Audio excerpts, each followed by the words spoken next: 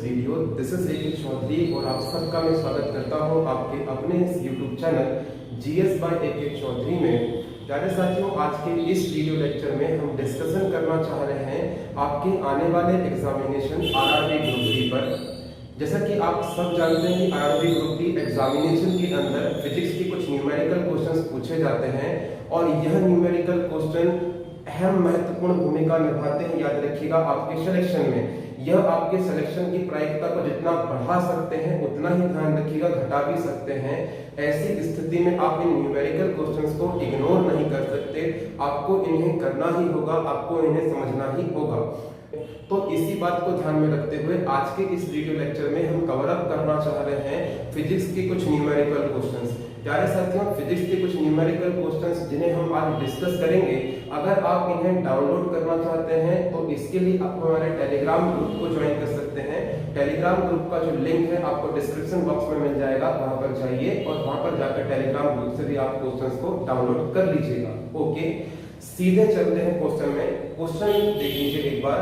Question है, एक बालक 3 मंजिला इमारत के ऊपर जाकर स्वतंत्रता पूर्वक एक बॉल को छोड़ देता है।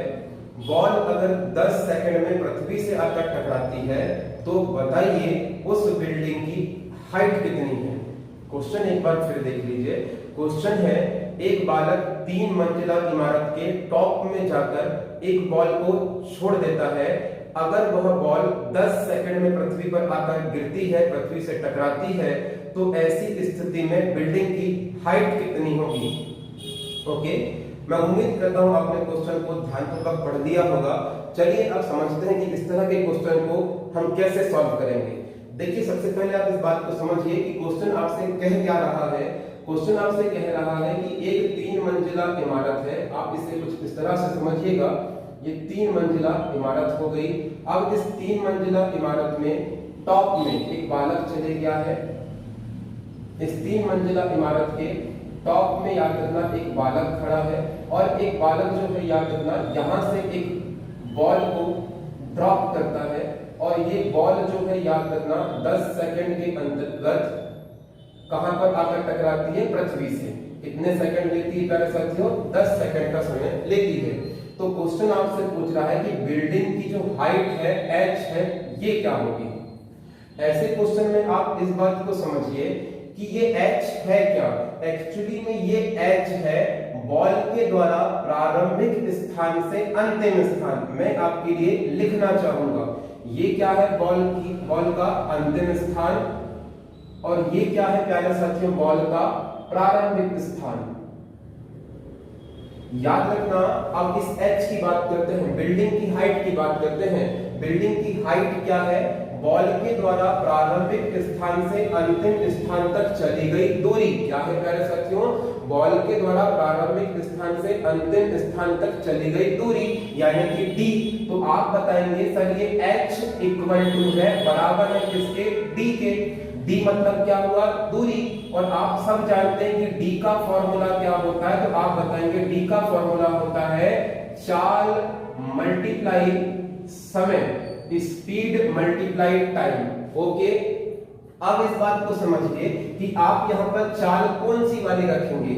याद रखना, जब इस पिंड को छोड़ा गया और जब ये पिंड यहां पर आया तो इसकी चाल कैसे निकालेंगे आप। मेरे प्यारे साथियों, इस बात को आप ऐसे समझिए कि जब भी आप किसी पिंड को छोड़ते हैं तो छोड़ने के बाद याद रखना, ये पिंड जैसे जैसे पृथ्वी के नजदीक जाता है वैसे वैसे अपनी स्पीड इंक्रीज करता है। अब कितनी स्पीड इंक्रीज करता है, तो याद रखिएगा 9.8 मीटर पर सेकंड, यानी हर सेकंड के अंदर ये पिंड अपनी स्पीड को इंक्रीज करता है।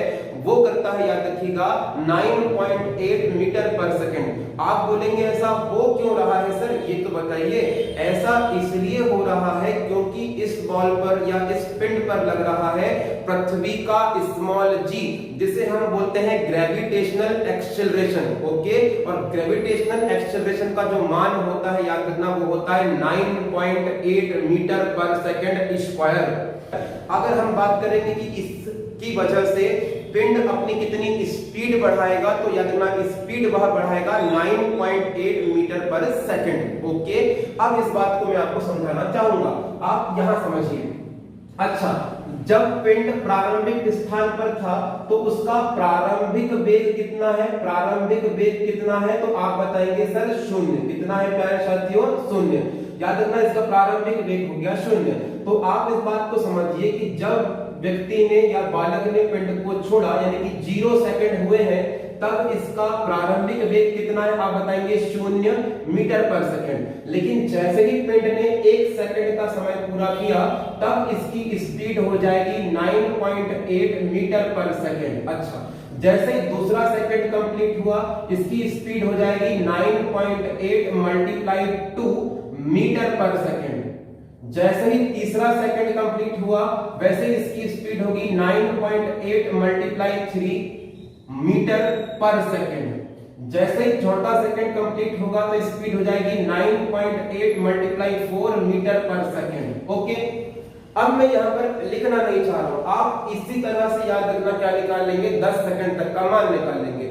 10वें सेकंड में इसकी स्पीड कितनी होगी? मैं सीधे ये निकालना चाहूंगा। तो 10वें सेकंड में इसकी स्पीड कितनी हो गई? आप बोलेंगे 9.8 मल्टीप्लाई 10 मीटर पर सेकंड इसकी स्पीड हो गई। ये क्या है प्यारे साथियों? तो याद रखना पिंड का या पिंड का अंतिम वेग, अंतिम चाल। ओके, तो पिंड का अंतिम वेग कितना हो गया? 9.8 मीटर पर सेकंड। जब आप इसको सॉल्व करेंगे मेरे प्यारे साथियों तो सॉल्व करने पर आएगा 98 मीटर पर सेकंड। ओके, अच्छा सर अब हम रखने वाले कौन सी चाल है? ये तो प्रारंभिक चाल निकल गई, जैसा कि आपने कहा था ये प्रारंभिक चाल निकल गई या प्रारंभिक वेग निकल गया। सर ये क्या निकला? तो ये अंतिम वेग या अंतिम चाल निकल गई। ओके, अच्छा सर रखेंगे क्या प्रारंभिक चाल या अंतिम चाल? नहीं, आपको रखना है एवरेज चाल, जिसको हम बोलते हैं औसत चाल, एवरेज चाल। अब एवरेज चाल कैसे निकालते हैं? तो प्रारंभिक वेग प्लस अंतिम वेग अपॉन 2। अब प्रारंभिक वेग कितना है? 0। अंतिम वेग कितना है? 9.98 मीटर पर सेकंड है ना, 98 है। अपॉन कर दीजिए 2। इसको आप शून्य को जोड़ेंगे तो कोई फर्क पड़ना नहीं है, तो आप इसे हटा दीजिए या आप लिख दीजिए 98 2।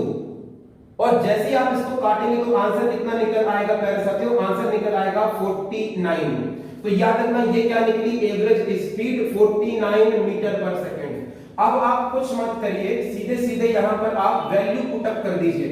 d बराबर क्या होता है? तो याद रखना d बराबर होता है स्पीड मल्टीप्लाई टाइम। तो याद रखना स्पीड कितनी निकली है आपकी? 49। टाइम कितना है मेरे प्यारे साथियों? तो बताएंगे 10 सेकंड। आप बोलेंगे सर 10 सेकंड कहां से आया? तो 10 सेकंड आया प्यारे साथियों पिंड के द्वारा प्रारंभिक स्थान से अंतिम स्थान तक आने में कितना समय लगा था? क्वेश्चन में बताया गया था 10 सेकंड, इसलिए हमने 10 सेकंड रखे। ओके, अब आप इसको मल्टीप्लाई करेंगे तो ध्यान रखना कैसे निकल जाएगा? क्या निकल जाएगा आंसर? 490 मीटर क्या निकल जाएगा इसका आंसर। ये आंसर क्या आया है? पिंड के द्वारा प्रारंभिक स्थान से अंतिम स्थान तक चली गई दूरी। और हमने पहले ही इस बात को समझे थे कि जो पिंड दूरी तय करेगा वही किसके बराबर होगी? h के बराबर।